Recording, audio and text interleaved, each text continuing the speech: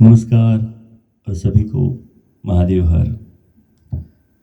दोस्तों, आज हम यहाँ पे यमन के नमन के प्रोग्राम के अंतर्गत कुछ खास बातचीत करने के लिए, कुछ मीठी यादें ताज़ा करने के लिए और आपसे बहुत सारी खुशियाँ जो हमने ये 1.5 महीने में हासिल की हैं, वो आपके साथ शेयर करने के लिए यहाँ पे बैठे हैं, बांटने के लिए यहाँ पे बैठे हैं। तो आप भी इस खुशी का हिस्सा बने, ये हम सब चाहते हैं।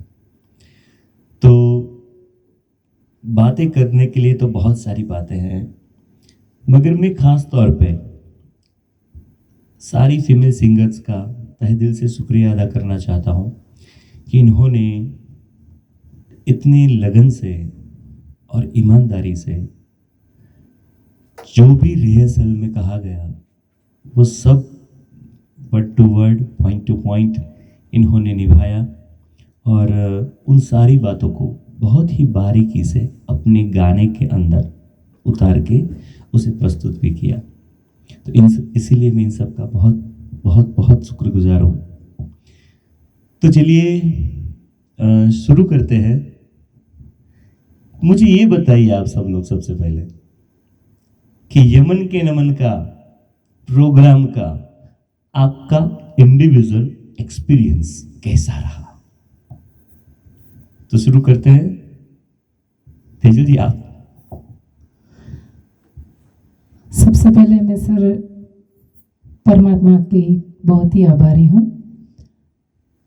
यमन को नमन जब मैंने हेडिंग सुना तो मैंने सोचा कि यमन राग पे है, इतना तो मुझे पता चला। और मैं स्वरांजलि सिंगिंग एकेडमी की बहुत बड़ी आभारी हूँ, क्योंकि मुझे ज्वाइन करे अभी 2.5 साल ही हुए हैं। मुझे पता नहीं था कि मुझे इतने बड़े स्टेज में और स्पेसिफिक एक राग के ऊपर गाने का मौका मिलेगा। और मैं सर आपकी बहुत ही आभारी हूँ कि आपने मुझे सिलेक्ट किया इस प्रोग्राम में गाने के लिए। बात रही यमन को नमन की एक्सपीरियंस की, तो मुझे तो ऐसा लगा ये जो आपने राग सिलेक्ट किया है, पर्टिकुलर वो राग आनंद का है, शांति का है, जो हमने प्रैक्टिस करते करते महसूस भी किया। और ये राग के बारे में अब तक जो नहीं पता था वो भी सर आपने हमें ये गाते गाते सिखाया है। सही बात। Thank you so much Tejal Ben. चलिए, अब मैं बात करना चाहता हूँ दामिनी जी आपसे। आपका व्यक्तिगत एक्सपीरियंस कैसा रहा यमन को नमन को लेकर? यमन को नमन का एक्सपीरियंस मेरा बहुत अच्छा रहा। सब लोगों ने बहुत बहुत प्रशंसा भी की, बहुत मेहनत की। और मैं तो आए हुए मेरे बहुत कम समय हुआ था, फिर भी मुझे स्टेज पे आप सर ने रखा और चांस दिया। वो उसकी मैं परमात्मा की आभारी हूँ। मेरा एक्सपीरियंस बहुत अच्छा रहा। सब बहनें थी साथ में, उनका भी एक्सपीरियंस सब मेरे साथ अच्छा रहा। Thank you so much. अच्छा किंजल, आप बताइए आपका व्यक्तिगत एक्सपीरियंस कैसा रहा? यमन को नमन को लेकर मेरा व्यक्तिगत एक्सपीरियंस बहुत अच्छा रहा। हम सब ने बहुत एंजॉय किया। एंजॉय करने के साथ साथ हम लोगों ने एक दूसरे से बहुत कुछ सीखा और सब में कुछ कुछ खूबियाँ थी, वो हमें देखने को मिली। मेरे अंदर कुछ अलग था, मीना बहन से कुछ अलग सीखने को मिला, दामिनी बहन से कुछ अलग सीखने को मिला, सबसे कुछ ना कुछ अलग अलग सीखने को मिला। और जो छोटी छोटी बात जो बोलते हैं ना, वो हर किसी ने क्वेरी जो आती थी वो सॉल्व की और बहुत अच्छा रहा। मुझे खास करके याद है किंजल, ये तुम्हारे लिए और चिंतन के लिए बहुत टफ रहने वाला था, मुझे ऐसा लगना, क्योंकि आप लोग जब रिहर्सल शुरू हो गए थे तब आप लोग 4 धाम की यात्रा पे चले गए थे। 15 दिन आप एब्सेंट रहे थे। फिर मुझे चिंता यही बात की थी कि आप आओगे तो किस तरह से कवर कर लोगे, मगर मुझे कॉन्फिडेंट था आप दोनों पे और परमात्मा पे कि नहीं, आप जी जान से मेहनत करोगे और कवर कर लोगे। बहुत ही अच्छे से कवर किया तुमने और चिंतन ने, दोनों ने। Thank you so much. Thank you sir. अच्छा मीना जी, आप बताइए प्लीज़। पहले तो मैं सर आपका और परमात्मा का आभार मानती हूँ कि मेरी आवाज़ ऐसी है कि मैं यमन को नमन इसने बड़े स्टेज शो में मैंने भाग लिया। मैं तो बहुत खुश हूँ।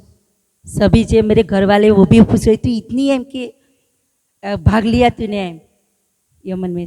बहुत, मैं तो बहुत खुश हूँ सर। Thank you. और पूनम जी आप। मेरा भी एक्सपीरियंस इन लोगों की तरह बहुत ही बढ़िया रहा। और जैसे किंजल ने बताया कि हम जैसे सारी जो महिलाएं हमने पार्टिसिपेट किया था, सब में कुछ ना कुछ अलग बात थी। कुछ कमियां थी, कुछ खूबियां थी। और ऐसे ही हमने एक दूसरे के साथ रिहर्सल करते करते एक दूसरे से बहुत कुछ सीखने को मिला हमें। और जैसे मीना बेन ने भी कहा कि उनकी आवाज़ ऐसी है, और जैसे उनको खुद को भी ये था कि मैं कैसे गाऊंगी आप सबके साथ। फिर भी जब हमारा लास्ट पड़ाव जैसे बोलते रिहर्सल का चल रहा था, तब तक मतलब उनको भी इतना नहीं था जितना हमको उनको सुन के लगा कि अगर वो इतना अच्छा कर सकते हैं तो हम लोग क्यों नहीं कर सकते।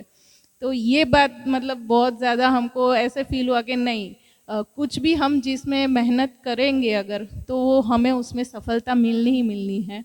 और हमें ये मौका मिला, उसके लिए हम परमात्मा का तहे दिल से आभार मानते हैं। हमारे आपका गुरुजी का भी बहुत आभार मानते हैं। और हम सही में बहुत भाग्यशाली है कि हमें यमन को नमन जैसे राग पे इतना कुछ सीखने को मिला, इतना कुछ परफॉर्म करने को मिला। और सबका बहुत ही हौसला मिला, एक दूसरे से भी मिला, हमारे परिवारजनों से भी मिला। और हमारे पूरे जो एकेडमी के जो दूसरे सब सहभागी थे उनसे भी हमें बहुत, उन लोगों से भी हमने बहुत सीखा। तो इसके लिए हम बहुत आभार व्यक्त करते हैं। Thank you so much. Rupal,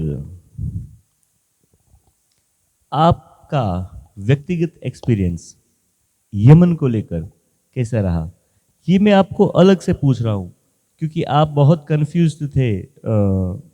मैं क्या करूँ, मैं नाम रजिस्टर्ड कराऊँ, मैं कर पाऊँगी, ये थोड़ा नॉर्मल गानों से हटके गाने होंगे, तो ये बहुत सारे क्वेश्चंस को लेके आप कंफ्यूज्ड थे। मैं क्या करूँ, रजिस्टर्ड नाम इस पार्टिसिपेट करूँ ना करूँ। मगर अब जाके जबकि प्रोग्राम इतना सक्सेसफुल हुआ है, तो आपका व्यक्तिगत ओपिनियन क्या बनता है? बिल्कुल सही कहा सर आपने कि शुरुआत में मैं थी कंफ्यूज कि जैसे आप जानते ही, आपने हमें सिखाया है कि मेरी आवाज़ पहले जब मैंने ये स्वरांजलि सिंगिंग एकेडमी जब ज्वाइन किया, तब जब गाती थी तब मेरी आवाज़ ड्यूअल हो जाती थी या चीख निकल जाती थी। कुछ पता नहीं चलता था कैसे गाना चाहिए, गायकी के बारे में कुछ पता नहीं था। लेकिन धीरे धीरे आपसे सब कुछ सीखा है, इसलिए कंफ्यूज थी कि शायद कर पाऊँगी या नहीं कर पाऊँगी, होगा या नहीं होगा। लेकिन एट द एंड मैंने पार्टिसिपेट किया। आपने बहुत इंस्पिरेशन दी, आपने बहुत सहयोग किया इसके लिए, तो थैंक यू इसके लिए आपको अलग से। और परमात्मा का मैं शुक्रिया करना चाहूँगी कि उनकी कृपा और आपके आशीर्वाद से ये यमन को नमन जो प्रोग्राम है वो नाम में ही इतना वज़न है। तो जैसे तेजल बहन ने कहा कि एक शांति का अनुभव कराता है ये राग, तो इस राग को लेके सभी गानों को गाना भी एक चैलेंजिंग भी था हमारे लिए, और आपके लिए भी था कि हमें करवाना है ये सब हमारे साथ, हमको साथ में लेके ये प्रोग्राम करना है, ये आपके लिए भी चैलेंजिंग था। तो इसके लिए भी आपको थैंक यू कि आपने हमें झेला है हम सबको। मेरे सब सहभागी जो थे हमारे साथ, जो जिन्होंने पार्टिसिपेट किया था, उनका भी मैं सबका थैंक यू, उनको भी थैंक यू करना चाहूँगी कि इन सबसे भी मैंने पर्सनली कुछ ना कुछ सीखा है। क्योंकि एक एक गाने को लेकर हमने जो रिहर्सल की है, एक एक गाने को डीप से समझा है और वो गाने के भाव को समझा है, गाने में आने वाली सभी हरकतों को समझा है, उनको लिया है, उनको करेक्ट किया है। तो ये सब एक्सपीरियंस हमने ये 1.5 महीने में किया है, तो ये हमारे लिए बहुत ही अच्छा है। अभी लगता है कि शायद मैं पार्टिसिपेट ना करती तो ये मेरी कम नसीबी होती। तो थैंक यू सर। और रही बात एक्सपीरियंस की, स्टेज पे एक्सपीरियंस की, तो मेरा करीबन 4 साल पूरा होने वाला है स्वरांजलि सिंगिंग एकेडमी सही में। बात है। तो इससे पहले भी हमने कई बार स्टेज शो किए हैं, लेकिन यमन को नमन में जब हमने ये प्रोग्राम किया तो हमको एक डिवाइन सा एक्सपीरियंस हुआ है कि ये प्रोग्राम करते करते हमको बहुत ही अच्छा अनुभव हुआ है। जैसे तेजल बहन ने बताया, एक शांति का अनुभव हुआ है, गाने को बहुत अच्छी तरह से सीखने का एक्सपीरियंस मिला है, कैसे गाना है, गायकी के बारे में बारीकाई से हमको सीखने को मिला है। और हमारे जो भी सहभागी थे उन सब से हमको कुछ ना कुछ सीखने को मिला है। तो मैं तहे दिल से स्वरांजलि सिंगिंग एकेडमी, परमात्मा, आपको सर और हमारे सभी पार्टिसिपेट जो मेरे सहभागी थे, सबको थैंक यू करना चाहूँगी sir. Thank you. Thank you so much Rupal. इला बहन, पहले तो मैं परम कृपालु परमात्मा का आभार मानती हूँ, बाद में मेरे गुरु जी का आभार मानती हूँ कि यमन को नमन वो स्वर्ग की सीढ़ी समान था मेरे लिए। तो ये मंच भी ऐसा लगा कि मैं स्वर्ग में जा रही हूँ और वहाँ मैं परफॉर्म कर रही हूँ। इतना अच्छा था और इस उम्र में मैंने ये किया, वो मेरे लिए तो सारी जिंदगी याद रहेगा। इतना अच्छा था। અને इसमें ये मेरा पार्टिसिपेंट होना, ये तो गुरु जी का आभार है। और हमारी टीम वर्क तो इतनी अच्छी थी, सभी का स्वभाव भी इतना अच्छा है। और ये जो हमने 1.5 महीना पसार किया है ना, वो भी स्वर्ग समान ही था।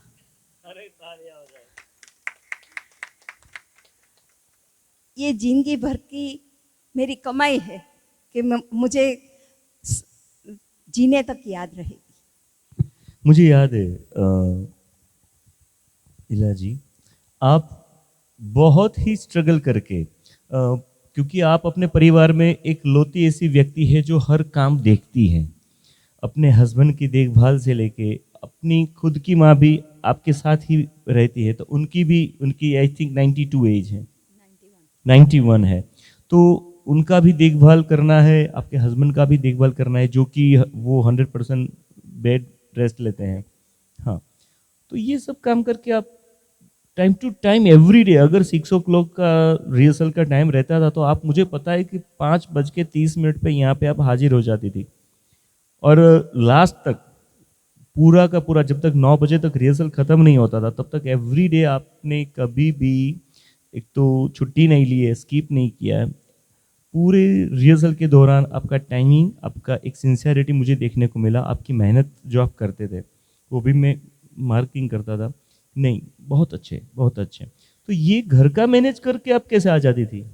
ये आपके पास से मुझे एनर्जी मिलती थी। मेरे गुरुजी के पास से मैंने इतनी एनर्जी मिली है ना, जब से मैं एकेडमी में आई हूँ ना, तब से मेरा अच्छा ही हो रहा है।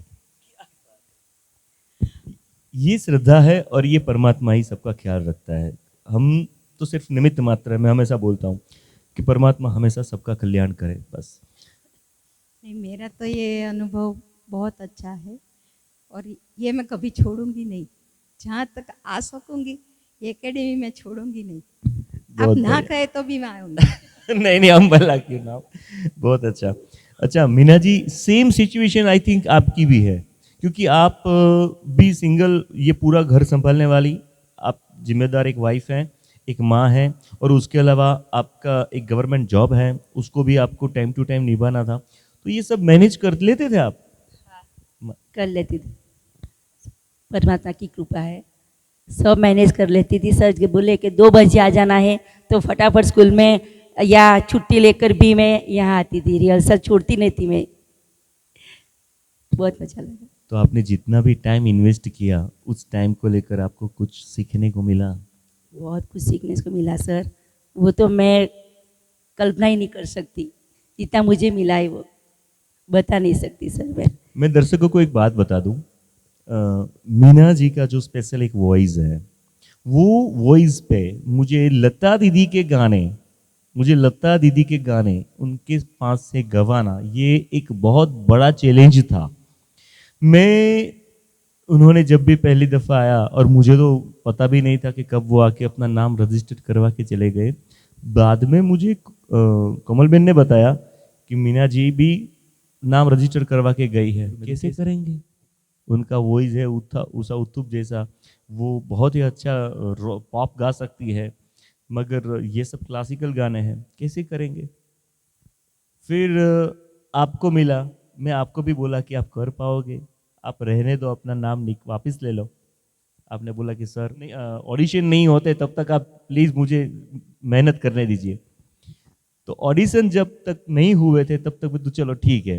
फिर आपने वो ऑडिशन वाले 10 दिन, मुझे याद है, मेहनत कर रहे थे, आप सब लोग यहाँ पे प्रैक्टिस कर रहे थे। बाद में ऑडिशन हुआ आफ्टर द 10 डेज, पक्का राइट?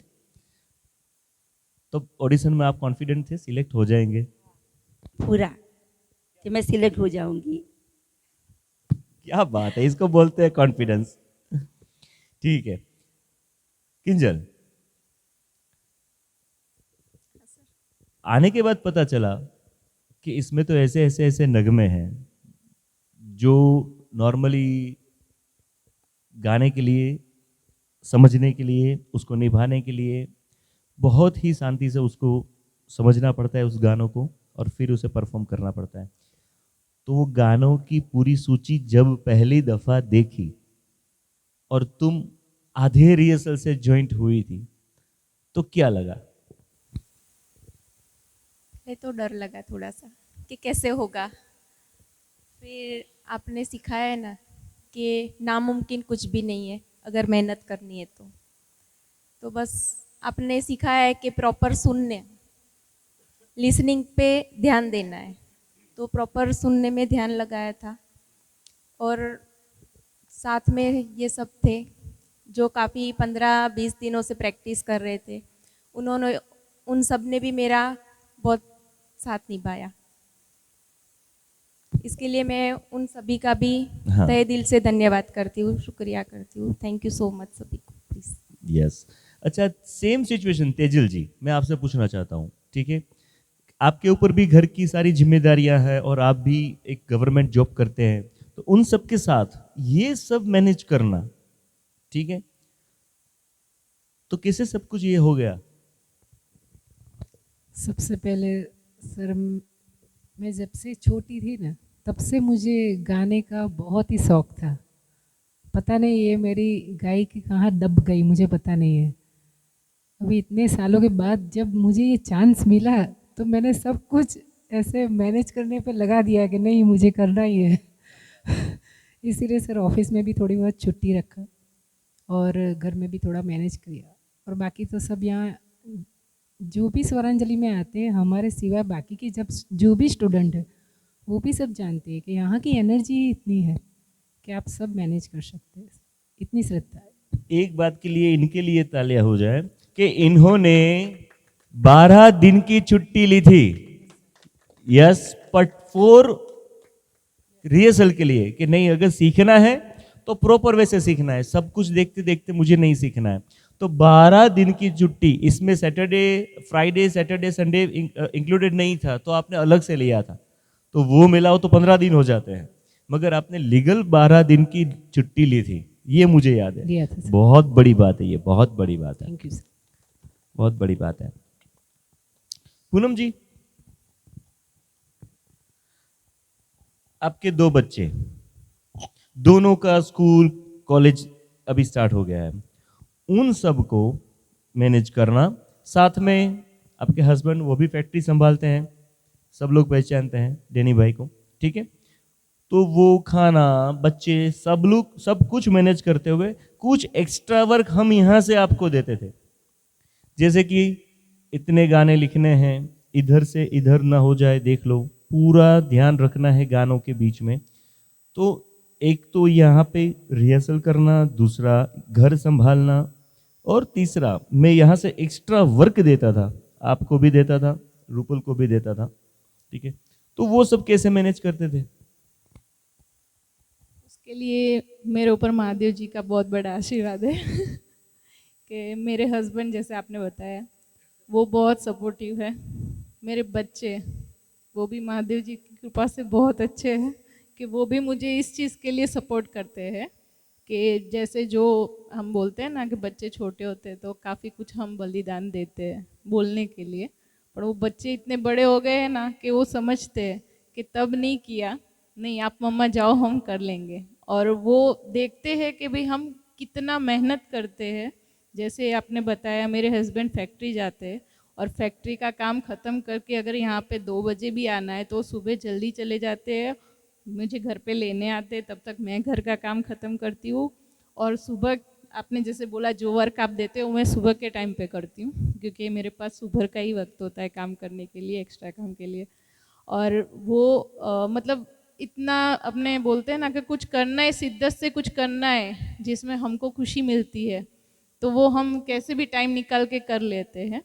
और उसके साथ इन सबका सपोर्ट और आपका आशीर्वाद, जैसे हमें खुशी से करना है कि नहीं हाँ हमको इधर के लिए करना ही करना है, तो उसके लिए बाकी कुछ अगर रह जाता है तो वो चलेगा, लेकिन ये तो करना ही है। और ये हमने खुद के लिए भी किया है क्योंकि जो खुशी हमें यहाँ पे आके मिलती है ना, उतनी मतलब और कहीं अभी ऐसा हो गया है कि और कोई जगह पे हमें नहीं मिलती है। तो उसके लिए तो मेरे ऊपर महादेव जी का बहुत बड़ा आशीर्वाद है। Thank you so much. अच्छा, अब मैं कुछ ऐसी बात पूछना चाहता हूँ,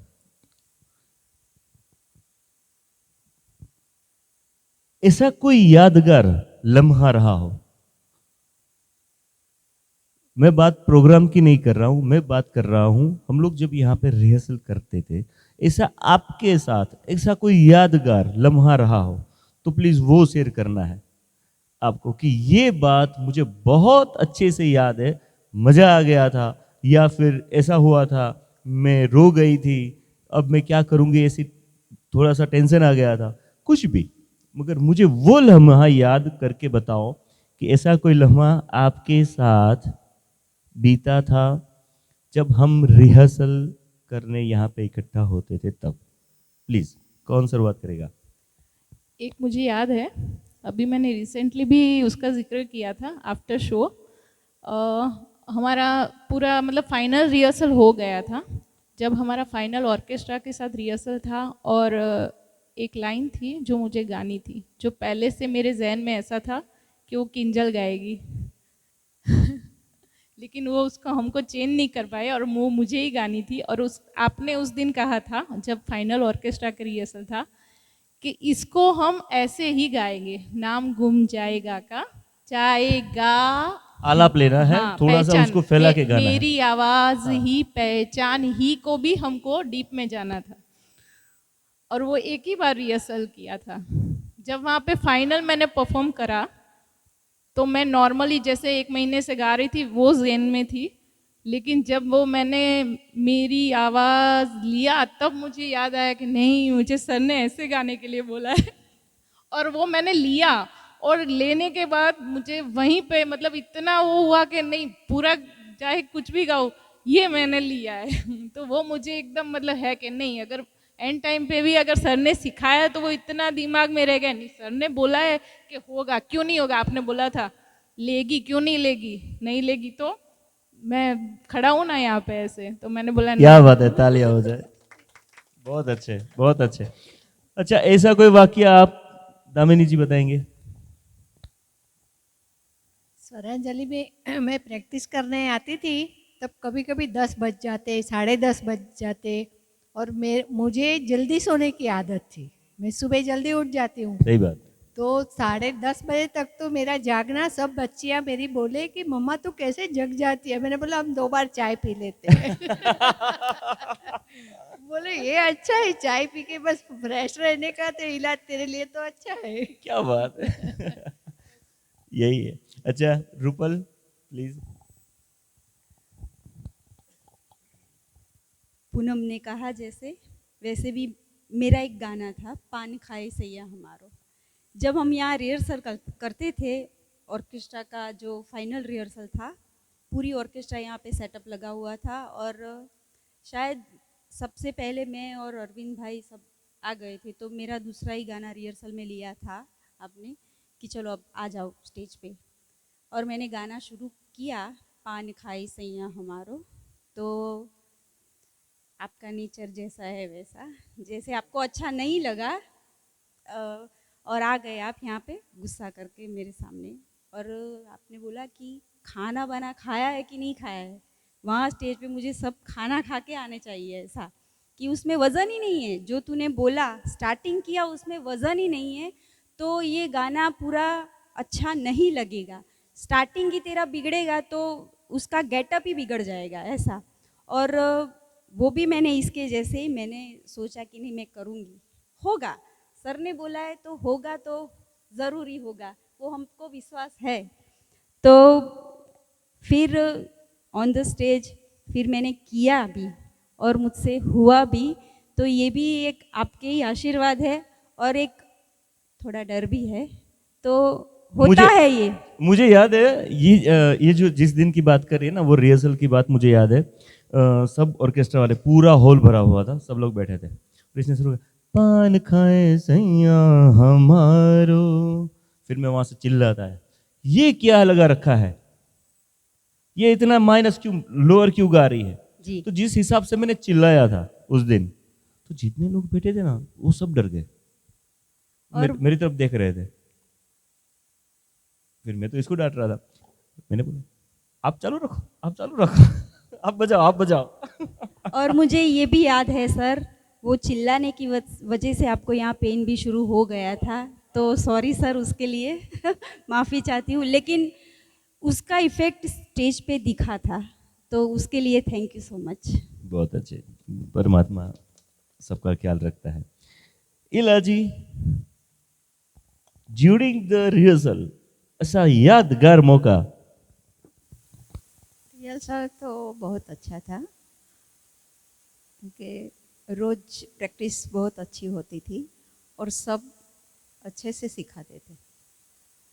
ऐसा तो आपको कुछ याद है कि नहीं ये घटना हुई थी और अब तक आपको याद है, मजा आ गया था उस दिन? हाँ, ज़्यादा देर होती थी तब मुझे जाने की जल्दी होती थी कि मेरी मम्मी मेरी राह देख के बैठ रहती थी, सोती नहीं थी।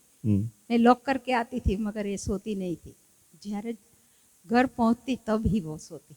सही है, वो माँ है। मेरे जाने को जल्दी थोड़ी होती थी। यस, वो माँ है। अच्छा मीना जी, आप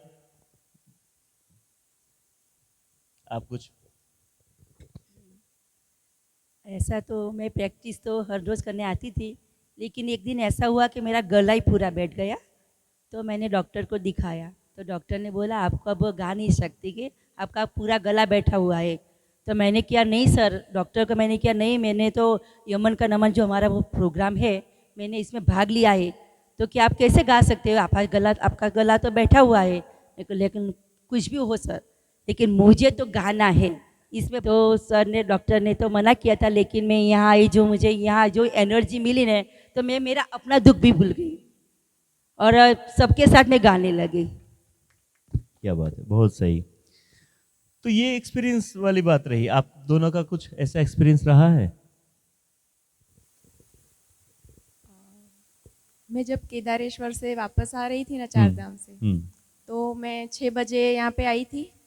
फिर आपको प्रणाम करने के लिए, आपको यहाँ पे माथा टेकने के लिए मैं यहाँ पर चली आई। यहाँ आई तो रिहर्सल चालू थी, यहाँ आई आपको मिली और आपने सीधा माइक हाथ में थमा दिया, अब चलो यहाँ से प्रैक्टिस शुरू करनी है। तो पहले तो मैं डर गई, मैं गाऊंगी क्या, पर आपने जो वीडियो क्लिप दिया था, ऑडियो, वो हम वहाँ पे सुनते रहते थे, जब भी टाइम मिलता था तब हम सुनते थे, वो काम में आया था। और दूसरी बात कि जब मुझे पता चला कि मुझे सोलो गाना है, लगन तुमसे लगा बैठे, मैं बहुत खुश हो गई। ये तो मेरा फेवरेट भजन है, राइट? क्या बात है। पर जब पता चला कि मैं जो सुन रही थी वो नहीं गाना है मैं जो बोलूं वो तुमको गाना है तब मेरे तो पाँव तले से थोड़ी सी जमीन खिसक गई, ये मैं कैसे गाऊंगी। इसने क्या है, जो सिंपल सा भजन था, लगन तुमसे लगा बैठे, और मैंने इसको दिया कव्वाली फॉर्मेट। हाँ तो फिर- उसके जो आलाप वगैरह थे तो इसने सुने ही नहीं थे। अब वो मेल सिंगर की कव्वाली है, मैंने बोला तुझे यही गाना है और तू गाएगी, तो इसने गाया। फिर लास्ट तक सब रिहर्सल करते थे, सबके पास ट्रैक था, मेरे पास कुछ नहीं था। मुझे याद है किंजल, तेरा जैसा हाल हुआ ना, वैसे ही नीतीश भाई का भी हाल हुआ था। मैंने उनको ये जो लिंक था वो भेजा था, लगन तुमसे लगा बैठे वाला। तो वो उन्होंने सुना, तो उस हिसाब से सारे वो नोटेशंस वगैरह सब रेडी करके आए थे। तो उन्होंने मैंने जो लिंक भेजा था वो था लिंक, 2 मेल सिंगर कव्वाली गा रहे हैं। हाँ सर। 2 मेल सिंगर कव्वाली गा रहे, तो उन्होंने सोचा कि शायद कोई अरविंद भाई है, डैनी भाई है, ये कुछ सर है, या उनके साथ ये सब लोग कोरस में ये कव्वाली डालने वाले होंगे। तो वो पूरा माइंड सेट करके ऐसे आए थे कि 2 मेल ये परफॉर्म करेंगे, 2 मेल सिंगर, ठीक है। मगर जब वो नोटेशन कर रहे थे और मैंने किंजल को बोला चलो लगन तुमसे ले लो, तो जैसे ही वो यहाँ पे आई स्टेज पे, माइक लिया, मितेश भाई बोले ये गाएंगे? मैं तो हाँ, मगर आपने लिंक भेजा वो तो मेल सिंगर की है। मुझे हाँ मुझे पता है, आप नोटेशन स्टार्ट करो, स्केल वही रखो, वहीं से बजाना शुरू करो, ये पकड़ लेगी। उसको पता है मुझे क्या गाना है, मैंने सिखा दिया है। फिर तूने जब गाया तब वो सारे देखते रह गए थे। हाँ सर, पता है। बहुत बढ़िया, बहुत बढ़िया कि विपुल सर आप क्या कमाल कर रहे हैं। एक तो 2 बड़े कव्वाल का ये कव्वाली सॉन्ग है, और आप एक लड़की से, बेचारी छोटी सी बच्ची से आप ये गवा रहे हैं। मुझे पता है सर, एक दिन घर से हमारा प्रोग्राम था ना, उसके 3-4 दिन पहले घर जाते समय मैंने आपको बोला था कि सर ये वो कैसे होगा। तब आपने मुझे डांटा था और बोला था यही है और यही तुझे गाना है। यस, हो गया ना। हाँ सर। बहुत अच्छे।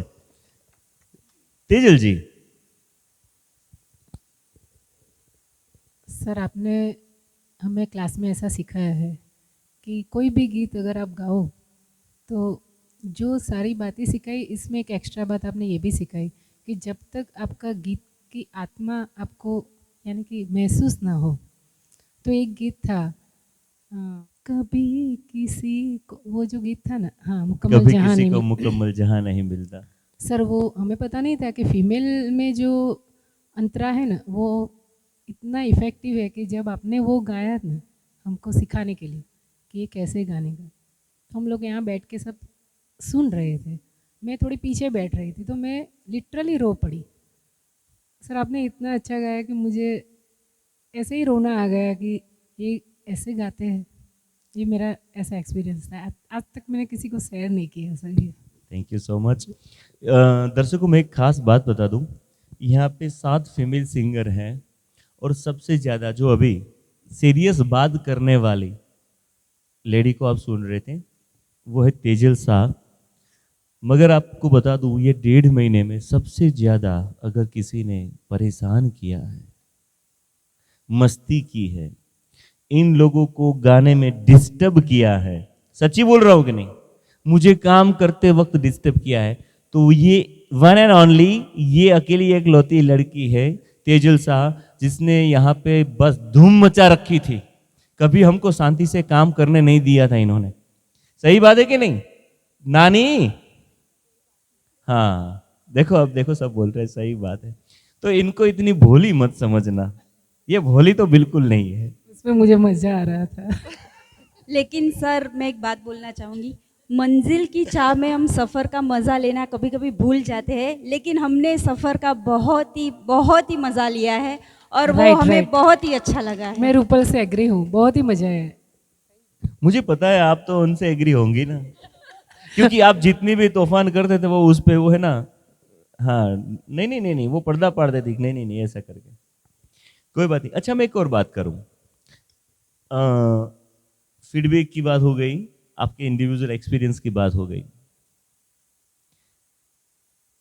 एक बात मैं हर रोज अपने आप को पूछता हूं कि आप लोग ये बात अपने आप को पूछते होंगे कि नहीं क्या? 2 अक्टूबर को जब ये प्रोग्राम खत्म हुआ, टागोर हॉल में, और फिर सब अपने अपने घर गए, सोए, तब आपने अपने साथ कुछ बात की थी? हाँ, पक्का? दीजिए माइक। मेरी आंखों से अश्रु बहने लगे। मैंने सोचा ये कैसे हो गया। मैं स्टेज पे गई, मेरा जो बचपन से मुझे शौक था वो भगवान ने कैसे पूरा किया। बस आभारी हूँ मैं भगवान का और सर आपका। Thank you. इसके अलावा किसी ने कुछ सोचा? हाँ मैं तो हवा में ही उड़ रही थी। पकड़ के इनको नीचे लाओ। और वो जो सोलो में सॉन्ग था ना, जिंदगी भर नहीं भूलेगी ये बरसात की रात, तो मेरे मुंह से निकल गया था, जिंदगी भर नहीं भूलेगी ये यमन वाली बात। हाँ, यमन वाली बात, क्या बात है। और किसी को? हाँ प्लीज। प्रोग्राम के बाद आपने बोला कि किसी ने अपने आप से बात किया था, जैसे इन्होंने बोला मैं भी बहुत इमोशनल हुई थी एक चीज़ को लेकर के। जैसे मैंने बोला, जैसे बचपन से शौक़ है गाने का, मतलब सुनने का भी उतना ज़्यादा शौक़ है। मेरे फादर ने फर्स्ट टाइम मेरे मुंह पे कुछ बोला होगा, क्योंकि मतलब वो बहुत रिजर्व टाइप के हैं। मम्मी फिर भी बात कर लेती है, पापा कभी हम लोगों के साथ इतना अटैच मतलब बात नहीं करते, बहुत रिस्पेक्ट ऐसे रखना पड़ता है हमको। तो उन्होंने, जब मैं उनको नीचे बाय बोलने गए थे, तब उन्होंने बोला फर्स्ट टाइम, दोनों ने बहुत अच्छा गाया। मतलब लाइफ का बोलते हैं जैसे ये पहला और आखिरी एक्सपीरियंस। क्या बात है, बहुत अच्छे। बस इसी जैसे ऐसा हुआ कि अब कुछ लाइफ में मतलब इससे अच्छा नहीं हो सकता है। नहीं, अब बहुत बहुत अभी अच्छा होने को बाकी है, बहुत कुछ बहुत अच्छा होगा। एक चीज है, ताकत कहाँ होती है पता है? हिम्मत और ताकत कहाँ होती है? सीधी बात है, श्रद्धा में होती है। आपकी श्रद्धा है कुछ अच्छा करने के लिए। अच्छा, श्रद्धा दो तरह की होती है, एक अच्छे कामों में भी श्रद्धा लगती है और एक बुरे काम में भी श्रद्धा लगती है, मगर ताकत अच्छे काम की श्रद्धा में ही प्राप्त होती है। ये सीधी बात है। आपने अगर कुछ अच्छा करने के लिए सोचा है तो परमात्मा अवश्य आपकी सहाय करने आएगा। वो निजानंद रूपम शिवोहम शिवोहम, वो साक्षात प्रकट होगा ही। क्यों? आपकी सोच अच्छी है, आपकी श्रद्धा अच्छी है, आपके कर्म अच्छे हैं, तो क्यों नहीं आएगा वो? उसको आना ही है। तो ये इसी के फलस्वरूप इतने सालों के बाद आपके फादर ने आपको ये सेंटेंस दिए, ये बहुत बड़ा गिफ्ट हो गया। सही बात है। इसके अलावा आप कुछ शेयर करना चाहते हैं? प्लीज प्लीज, कोई भी बोल सकता है। यमन को नमन का प्रोग्राम मेरी बेबी के जो ग्रुप वाले थे उन्होंने देखा तो सब बोलने लगे कि तेरी मम्मी और स्टेज पे कितने साल की है तेरी मम्मी? बोले नहीं, मम्मी की कोई उम्र नहीं है, आप उसकी उम्र पे मत जाओ, उसके शौक पे जाओ। वो हमारे साथ बच्चे भी बन जाती है, बच्चों के साथ बच्चे भी। मैं सबके लिए प्रार्थना करती थी कि भगवान सबकी तंदुरुस्ती ऐसी ही रखना ताकि लास्ट डे तक वो सब अपना प्रोग्राम अच्छे से मैनेज कर सके, किसी को कुछ भी बीमारी नहीं हो। बस ये प्रार्थना मेरी रोज ईश्वर से होती थी। बहुत अच्छे, बहुत अच्छे, क्या बात है, स्वीट, बहुत स्वीट। मैं तो घर पे प्रैक्टिस कर नहीं सकती, मेरे हस्बैंड को अच्छा नहीं लगता, इसको गाने का भी अच्छा नहीं लगता, पर ये प्रोग्राम के बाद जो उसको फोन आया है सबका, सब कुछ बदल गया। क्या बात है। ये मेरा बखान करने लगा, प्रशंसा करने लगा सबके। अब तो फोन में बोलता है इतना अच्छा प्रोग्राम था, इतना अच्छा गाती है, इतना अच्छा। जो मानस ऐसा कहता था कि ये रागड़ा ताणवा जाए छे, હું સંગીતમાં જતી तो ऐसा बोलता था, वो इतना चेंज हो गया। गुरु का प्रताप है। मैं भी कुछ कहना चाहूँगी सर। मेरी मदर इन लॉ है, वो पुराने ख्याल की है। वो कभी भी ऐसे प्रोग्राम में जाती नहीं है, पर पहली बार शायद एक बार मेरी बेटी के प्रोग्राम देखने आई थी, वही टैगोर हॉल में ही था। और दूसरी बार मेरा प्रोग्राम देखने आए थे, सभी आए थे, मेरे सिस्टर इन लॉ आई थी, सब रिलेटिव्स सारे बहुत सारे आए थे। लेकिन जो मेरी मदर इन लॉ ने घर पे जाके बोला है कि तूने बहुत अच्छा गाया, बहुत अच्छा दिखती थी हाँ स्टेज पे तो मुझे इतना अच्छा लगा ना कि उन्होंने मुझे अप्रिशिएशन दिया पहली बार ज़िंदगी में इतने सालों में। तो ये मेरे लिए बहुत बड़ी बात थी, तो इसके लिए भी मैं आपको थैंक यू कहना चाहूँगी। तो ये यादगार पल थे हम सबके यमन को लेकर। बहुत कुछ अभी अभी मुझे लगता है कि बहुत कुछ छूट गया है। यमन में मैं बहुत कुछ काम कर सकता था। यमन में और भी गाने मुझे पसंद है, बेहतरीन नगमे उसमें यमन के अंदर बनाए गए हैं, अच्छे अच्छे कंपोजरों के द्वारा अच्छे अच्छे गाने लिखे गए हैं, अच्छी धुन है, अच्छे तर्ज हैं, कि उनको मुझे मिस नहीं करना था। बट वक्त की पाबंदी को ध्यान में रखते हुए हम लोगों ने उसमें बहुत सारे नगमे कम कर दिए थे। जैसे ही आप ये जो मेडली, सोलो मेल मेडली देख रहे थे, सोलो फीमेल मेडली देख रहे थे, उसी तरह से आप डुएट देख रहे थे। तो ये पहले तो मैंने बनाई थी वो 40-40 मिनट की 3 मेडली बनाई थी कि भाई 40 मिनट की फीमेल होगी, 40 मिनट में ये मेल मेडली में कम बनाऊंगा, उसमें इतने गाने रखूंगा, फिर 40 मिनट का मैं एक डुएट पूरा कंप्लीट करूंगा। ऐसे पूरा मैं डिज़ाइन कर रहा था। मगर जब मैं गानों का सिलेक्शन करने बैठा तब मुझे ये लगा कि मैं क्या रखूं, क्या छोड़ूं, क्या रखूं, क्या छोड़ूं, क्या रखूं, क्या छोड़ूं। मुझे पब्लिक भी देखना है कि उनको भी मजा आए, मुझे आपको भी देखना है कि नहीं आप भी इस गानों के जरिए अपना पूरा सिंगिंग में जस्टिफाई कर सको, उस गाने को जस्टिफाई कर सको, गाने को न्याय दे सको। तो ये मुझे पूरा देखना था। तो उस हिसाब से मैं गानों को धीरे धीरे धीरे कम करता गया कि नहीं नहीं ये थोड़ा हैवी हो जाएगा, ये थोड़ा हैवी हो जाएगा। तो फिर मैंने काट काट के फिर भी मैंने 20 मिनट तक की आधी, समझ लो आधी मेडली मैंने रखी कि नहीं सब लोग निभा पाए। तो इस हिसाब से मैंने बहुत गाने जो बहुत प्यारे प्यारे नगमे यमन के अंदर हैं, ठीक है, कुछ मैंने कल्याण के नगमे चुन के खास रखे थे जो कल्याण के आधारित थे, वो भी मुझे छोड़ देने पड़े। तो उस हिसाब से मेरे बहुत प्यारे प्यारे नगमे छूटे हैं। उसका एक मेरे दिल में दर्द सा है कि ये गाने में काश ले पाता, आप सबके साथ में ये नगमे गवा पाता तो अच्छा रहता। अच्छा, एक बात पूछूं मैं? पूछूं? हाँ सर। पक्का? जी पक्का। अच्छा, मुझे पक्का बता दो, जब सिलेक्शन का डे था, हम लोग यहाँ पे, आपने, मैंने बोला था 10 दिन के बाद सिलेक्शन है, कौन रहेगा कौन नहीं रहेगा। मुझे सिर्फ 5 लोग, 5 फीमेल और 5 मेल, मैंने इतना टारगेट रखा था। पता है ना आप सबको कि मुझे सिर्फ 5 मेल चाहिए और 5 फीमेल चाहिए, बस इतना सा ही लेके हमको काम करना है, इससे ज़्यादा नहीं। फिर भी 7 हो गए।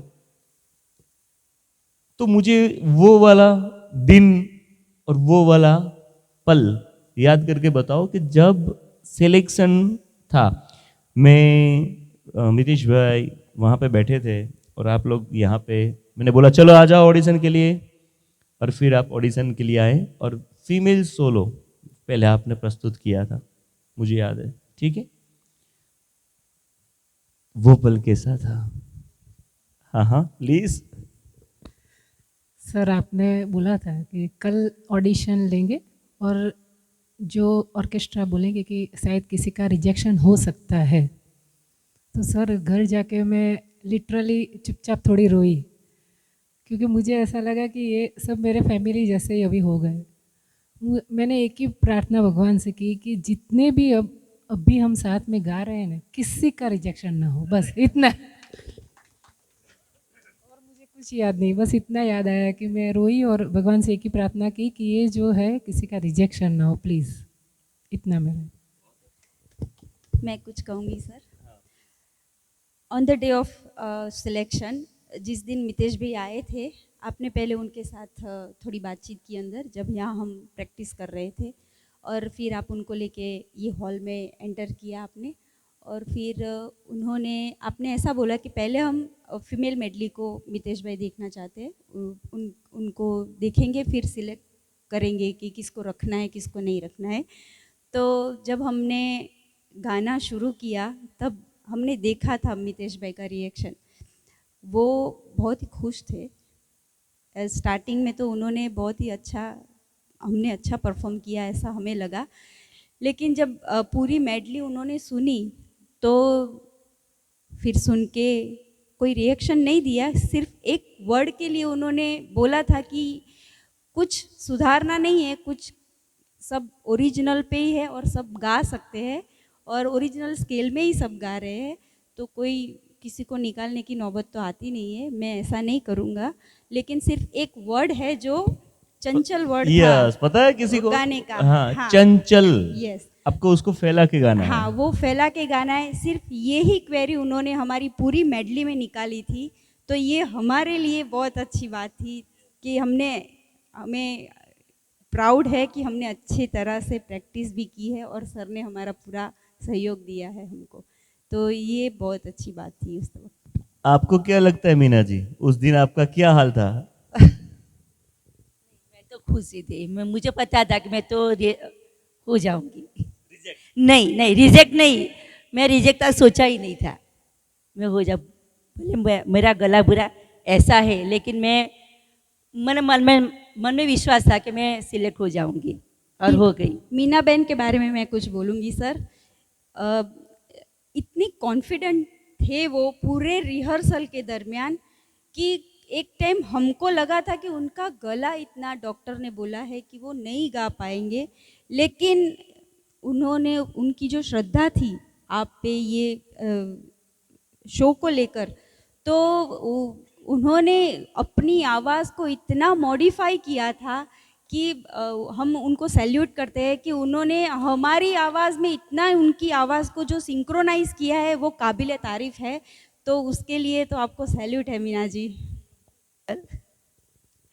क्या बात है। आप सिलेक्शन वाले दिन, ऑडिशन वाले दिन श्योर थे हम, क्योंकि हमारे गुरुजी का आशीर्वाद हमारे साथ था।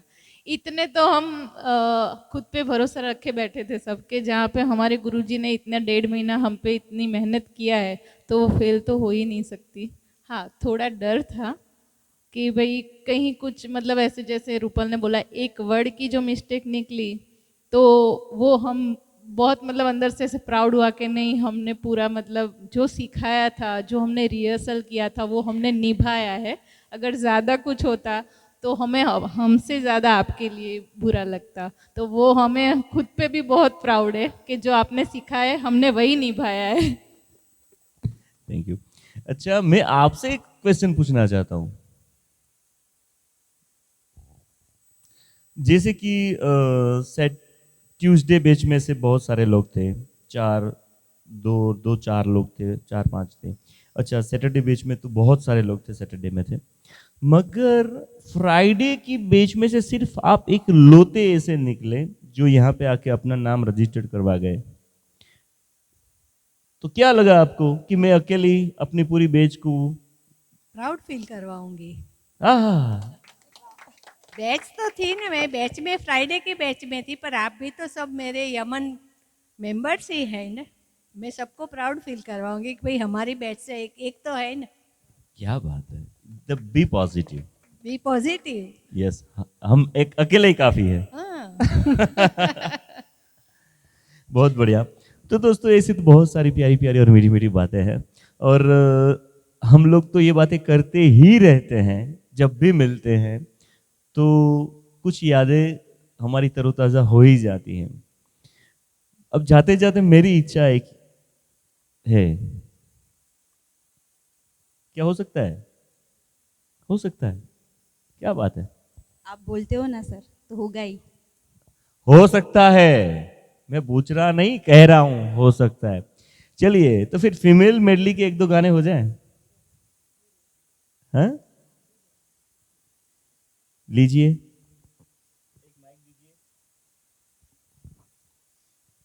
ये विशाल नयन जैसे नील गगन पंछी की तरह खो जाऊं मैं, सरहाना जो हो तेरी बाहों का, अंगारों पे सो जाऊं मैं, मेरा बैरागी मन डोल गया, मेरा बैरागी मन डोल गया, देखी जो अदा तेरी मस्ताना, चंदन सा बदन चंचल चितवन, धीरे से तेरा ये मुस्काना, मुझे दोष न देना जग वालों,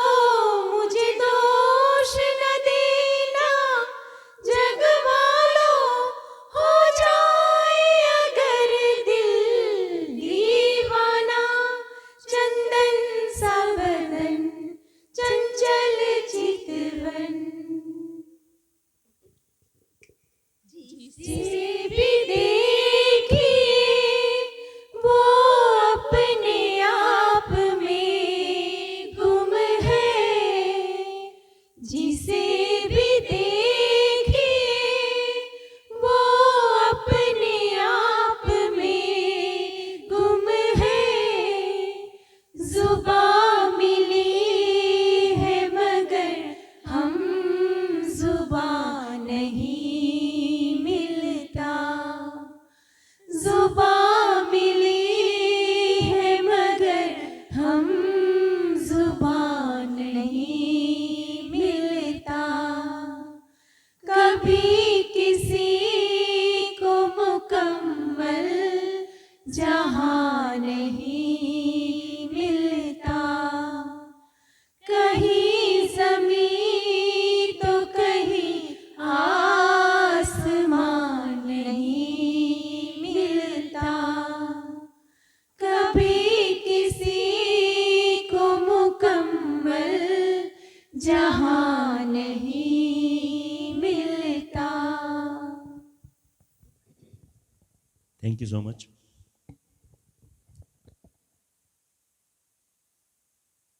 दोस्तों, ये थी हमारी कुछ यमन को नमन को लेकर प्यारी सी मीठी सी यादें और कुछ दिल की बातें। चलिए, ऐसी ही कुछ यादें और दिल की बातें लेकर मैं फिर से उपस्थित होऊंगा आप सभी के सामने। तब तक के लिए जय श्री कृष्ण, महादेव हर, महादेव हर। Thank you.